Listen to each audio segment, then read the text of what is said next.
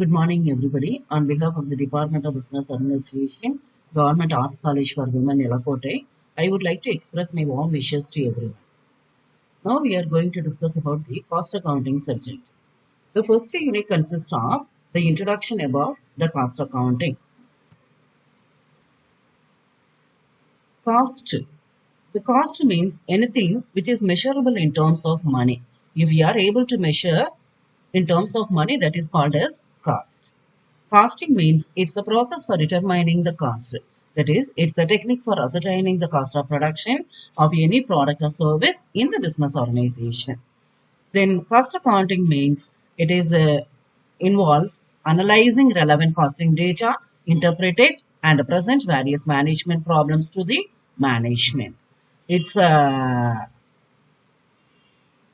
technique for analyzing the costing data. Then cost accountancy means it facilitates management with cost control initiatives, ascertainment of profitability, and informed decision making. Elements of cost. Here, the total cost will be divided into three elements. One is the material cost, labor cost, and expenses. Material cost is again divided into direct material and indirect material. Then labor cost is direct labor and indirect labor, expenses, direct expenses and indirect expenses. All direct material, direct labor and direct expenses will be constituted as prime cost. And if you take an indirect material, indirect labor and indirect expenses, that will be considered as overheads. If we divide the overheads into production overheads, administration overheads and selling and distribution overheads. Here the first one consists of material cost. The cost of commodities supplied to an undertaking is called as material cost. Here the material cost will be divided into direct material cost and indirect material cost. Direct material cost is that which can be conveniently identified with and allocated to cost units. Then indirect material cost are those materials which cannot be conveniently identified with individual cost units.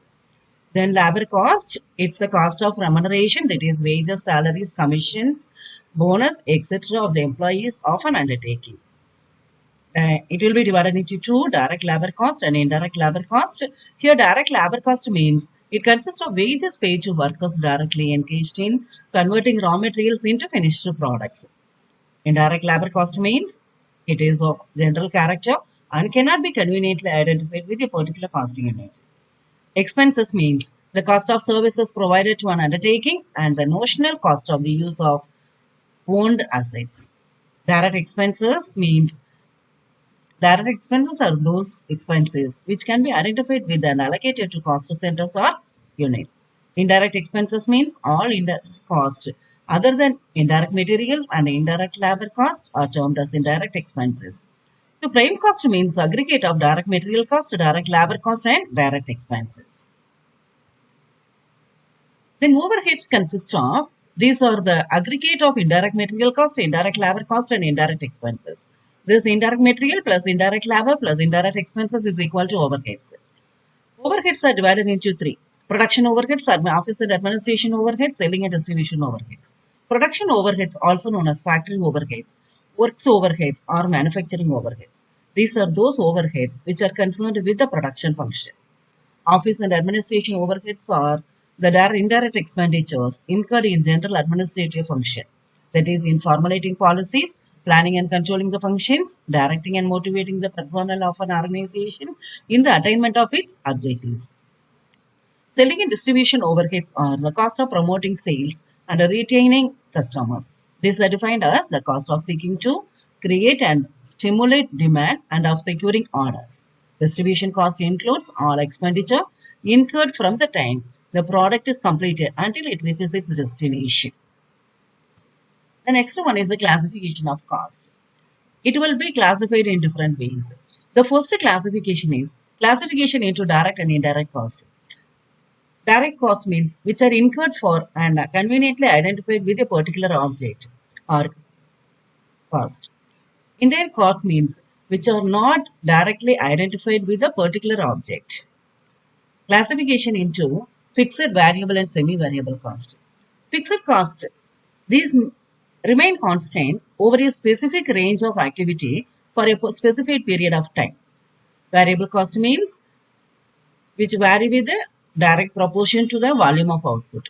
Semi-variable or semi-fixed cost, these costs include both fixed and a variable cost component. Classification into committed and discretionary cost. Committed costs are those costs that are incurred in maintaining physical facilities and managerial setup. Discretionary costs can be avoided by management decisions. Such costs are not permanent. Then classifications of cost to continue. Classification into product cost and period cost. Product costs include all such costs that are involved in acquiring or making a product. Period costs are those costs which are not necessary for production and are incurred even if there are no production. Classification into controllable and non-controllable cost. Controllable cost which may be directly regulated at a given level of managerial authority. Uncontrollable or non-controllable cost which cannot be influenced by the action of a specific number of an enterprise. Then classification into historical cost and predetermined cost. Historical costs which are ascertained after this has been incurred.